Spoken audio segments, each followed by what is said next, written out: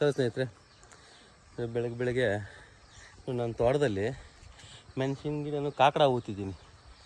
ಕಾಕಡ ಊತಿ ಇವಾಗ ಯಾರಕ್ಕ ಸ್ಟೇಜಿಗೆ ಬಂದಿದೆ. ಅದಕ್ಕೆ ನೋಡಿ ಯಾರಾಗ್ತಾ ಇದ್ದೀನಿ. ಫುಲ್ಲು ನಾವೇ ಯಾರಕ್ಕಂತ ಇದ್ದೀರಿ. ಇಷ್ಟು ಬೈಲಿದೆ, ಜಾಸ್ತಿ ಇದೆ.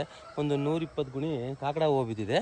1,000 1,500 ಮೆಣಸಿನ ಗಿಡ ಊತಿದ್ದೀನಿ. ಇವಾಗ ಚೆನ್ನಾಗಿದೆ, ಬಲ್ ಚೆನ್ನಾಗಿ ಬಂದಿದೆ. ಬನ್ನಿ ನೋಡೋಣ ಯಾರಾಗ್ತಾ ಇರ್ತೀನಿ.